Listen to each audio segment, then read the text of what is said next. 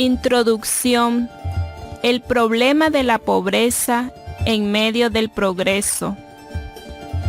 En los últimos 2 siglos, la humanidad ha experimentado un enorme aumento en su capacidad de producir la riqueza.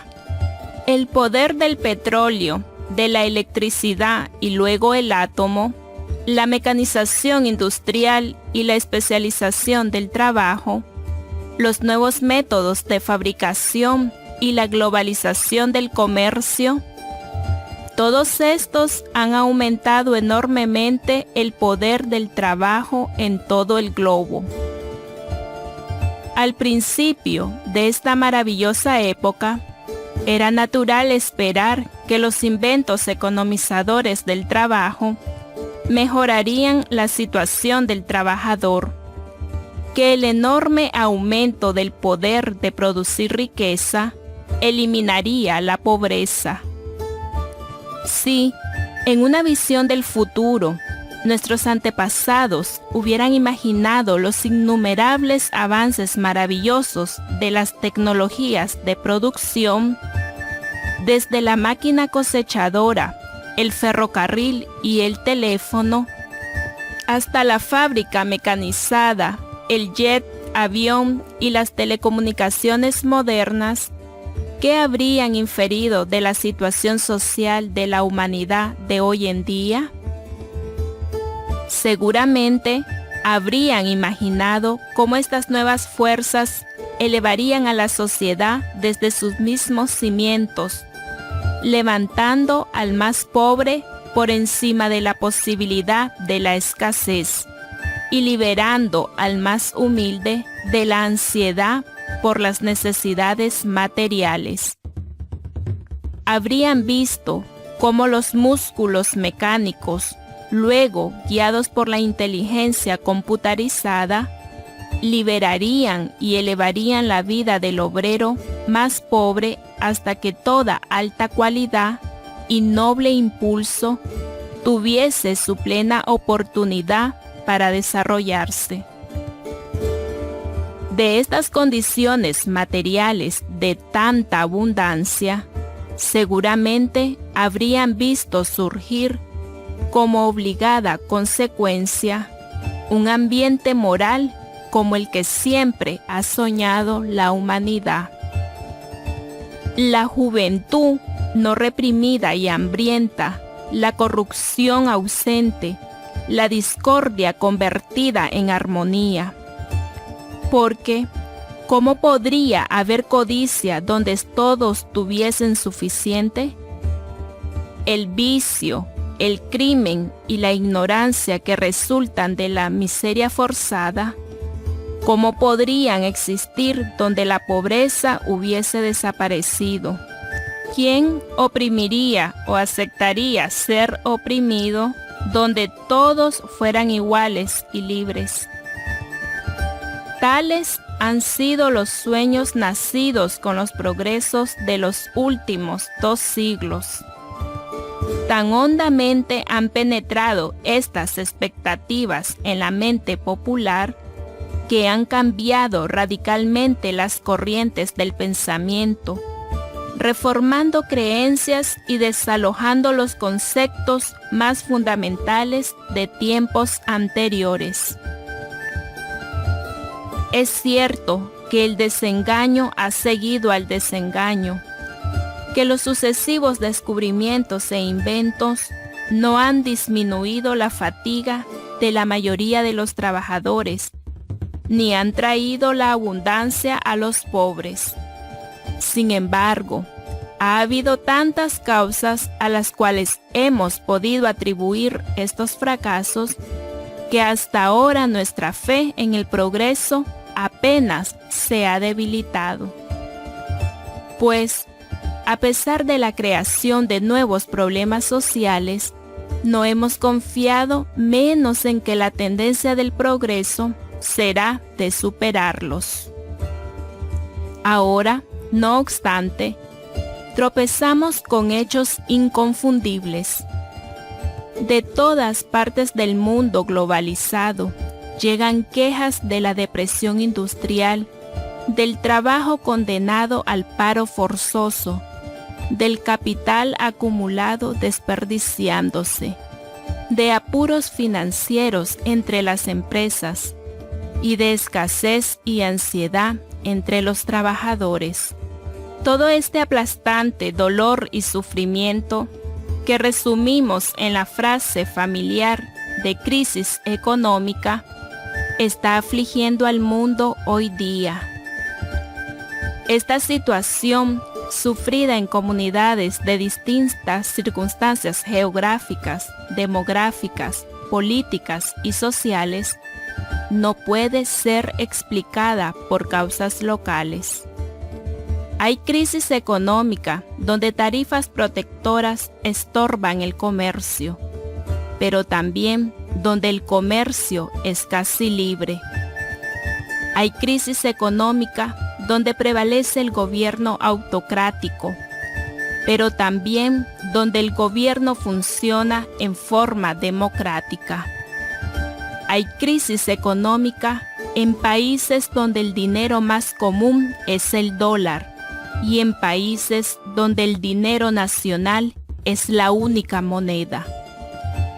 Evidentemente, por debajo e independiente de todas estas cosas, existe otra causa común. Se hace más claro que esta causa común es algo íntimamente vinculado a lo que llamamos el progreso material. Cuando observamos que los fenómenos asociados con las crisis económicas no son sino intensificaciones de los síntomas negativos que siempre se manifiestan y recrudecen a medida que el progreso material avanza. Donde el progreso material está más plenamente avanzado, la población más densa, la riqueza más abundante y la producción y comercio más altamente desarrollados, allí encontramos la pobreza más profunda y el mayor desempleo forzado.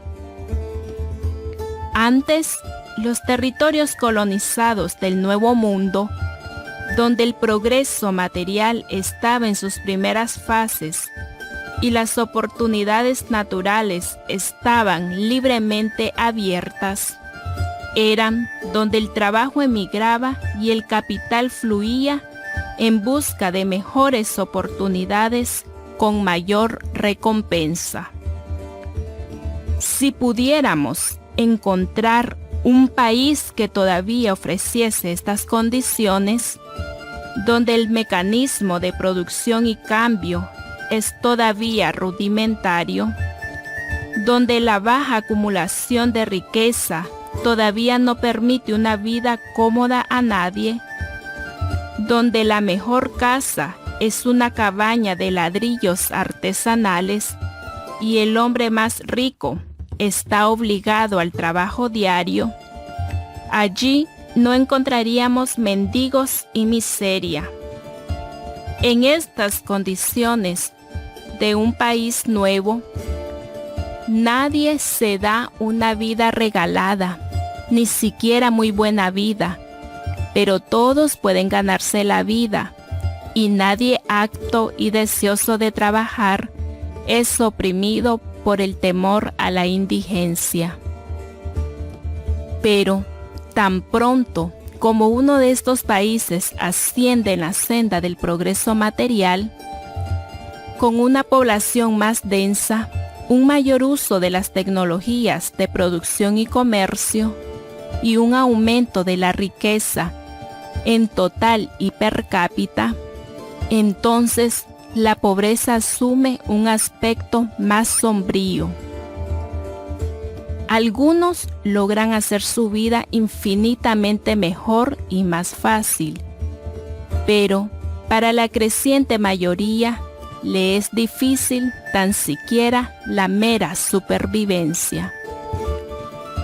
El vagabundo llega con el automóvil y los orfanatos y las cárceles son señales del progreso material, tanto como son las costosas mansiones los ricos supermercados y las magníficas iglesias.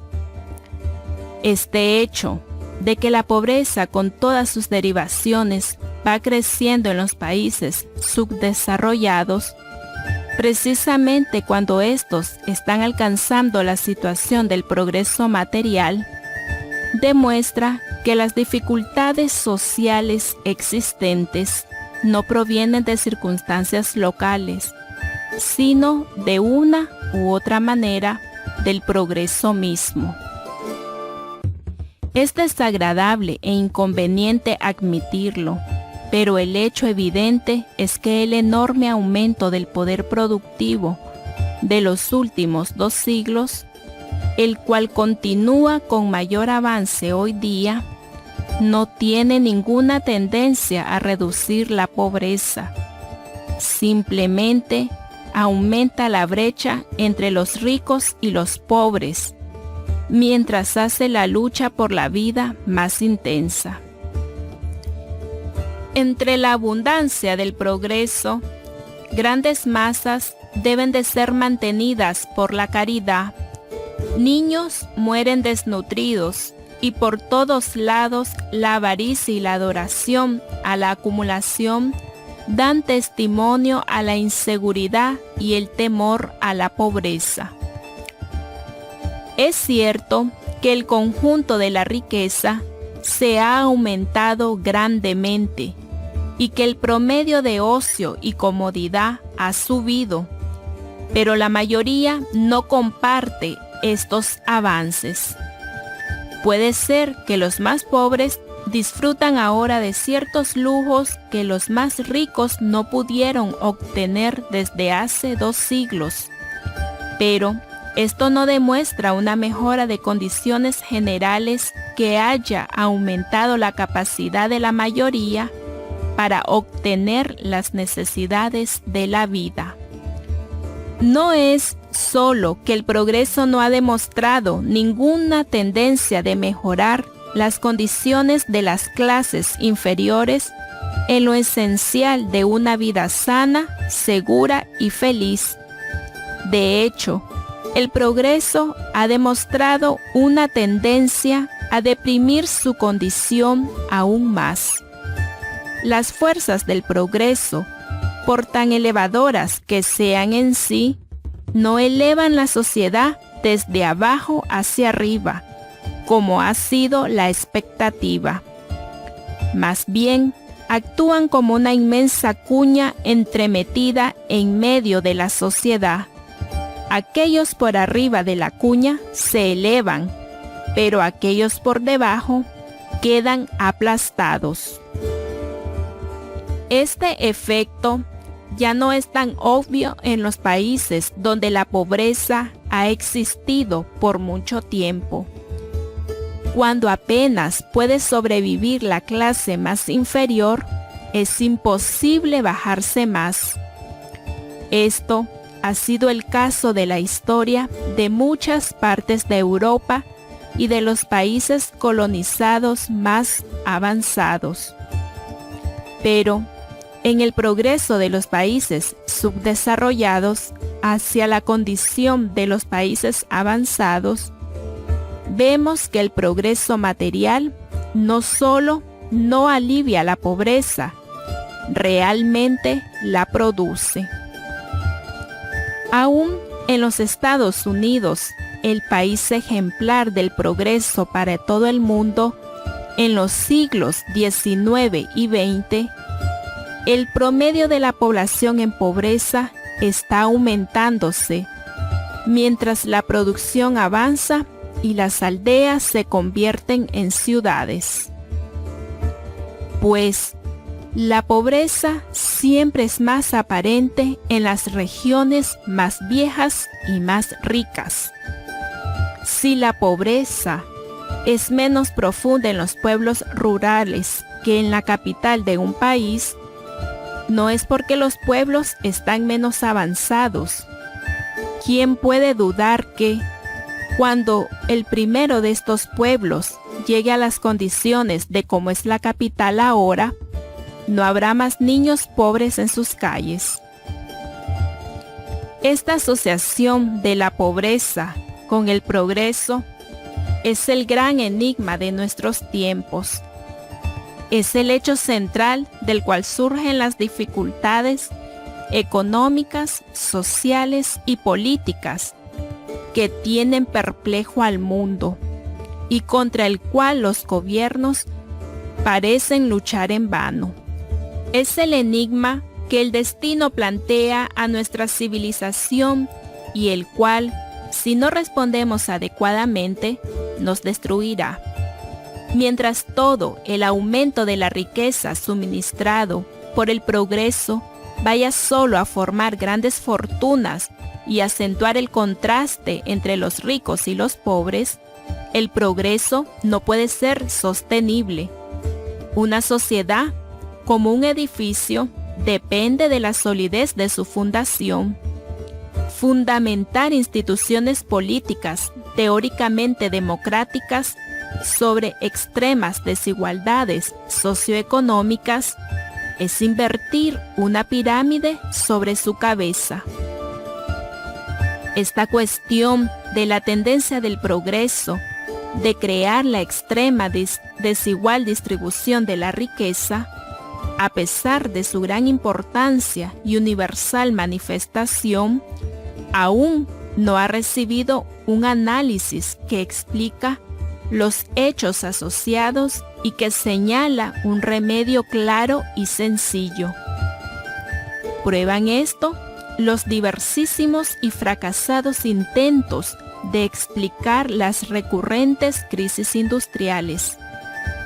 La concordancia que debería haber entre los proponentes de las mismas teorías se disgrega en una anarquía de opiniones impotentes ante las cuestiones prácticas. De la alta autoridad nos dicen que la depresión económica se debe a un exceso de consumo, pero de otra autoridad igual nos dicen que se debe a la sobreproducción. A su turno, otras autoridades señalan otras causas que varían de acuerdo a los síntomas asociados más aparentes de la corriente crisis. Por ejemplo, el costo de la guerra, el exceso o la falta de impuestos, la falta o el exceso de la protección aduanera, los subsidios o las exoneraciones a la industria, los esfuerzos sindicales de subir sus salarios, el mal manejo del sistema monetario y de crédito, la competencia internacional desleal, más un sinfín de otras opiniones. Y mientras los expertos se contradicen, surgen ideas erróneas, como la de ser inevitable el conflicto entre el capital y el trabajo, o de ser necesario controlar el mercado y restringir el comercio, o de ser necesario privatizar los monopolios estatales de servicios básicos, o al contrario, de nacionalizar las grandes empresas privadas, o de ser un deber del gobierno proporcionar el capital y el trabajo, o de poderse crear riqueza emitiendo dinero. Tales ideas abren paso rápidamente entre la gran masa del pueblo, poniéndola bajo la influencia de charlatanes y demagogos. La confusión que causa esta situación peligrosa no puede ser corregida hasta que la economía política dé al gran enigma una respuesta conforme con todos los hechos y con credibilidad ante las percepciones de las masas. La economía política es la explicación científica que procura hallar las relaciones mutuas y reconocer la causa y efecto de los hechos. Como ciencia, sus conclusiones deben ser deducidas de premisas indiscutibles que todos reconocemos, es decir, de verdades fundamentales sobre las cuales basamos con certeza los razonamientos y las acciones de nuestra vida diaria. Estas premisas, para su aplicación en la ciencia de la economía política, se pueden reducir a una expresión análoga a la ley física de que el movimiento busca la línea de menor resistencia. El hombre siempre procura satisfacer sus deseos con el mínimo esfuerzo. Partiendo de esta base asegurada, nuestro método de análisis, que consiste sencillamente en identificar y separar, tiene igual certeza. En este sentido, la economía política es una ciencia tan exacta como la de la geometría, y sus conclusiones válidas han de ser igualmente claras. Y aunque no podemos comprobar nuestras teorías de economía política con experimentos artificialmente elaborados, como se puede hacer en algunas otras ciencias, no obstante, podemos realizar pruebas no menos decisivas al comparar las sociedades en que existen distintas condiciones, o bien al probar varias teorías por deducción, al separar, combinar, sumar o eliminar los factores de conocida tendencia. En las siguientes páginas aplicaremos estos métodos para descubrir cuáles leyes vinculan la pobreza con el progreso. Veremos que las mismas leyes también deben explicar los recurrentes ciclos de las crisis industriales y comerciales que tanto confunden a los expertos. Realizada correctamente, nuestra investigación debe rendir una conclusión que sea cierta ante toda prueba y debe correlacionarse con cada otra verdad. La economía política, como enseñada hoy en día, no puede explicar la persistencia de la pobreza en medio del aumento de la riqueza. Solo puede llegar a conclusiones inconexas y dispersas. Por esto, queda rebajada al rango de una pseudociencia de conveniencia política. Pero esto se debe no a la incapacidad de la ciencia de economía política en sí, sino a alguna falsedad en sus premisas o en algún error en sus deducciones. Y, como tales equivocaciones suelen ser disimuladas por respeto a la autoridad, esta indagación pondrá a la prueba aún las teorías aceptadas e investigará todos los hechos relacionados para acertar con las leyes correspondientes. No esquivaremos ningún problema, ni retrocederemos ante ninguna conclusión, sino seguiremos la verdad a donde quiera que nos conduzca.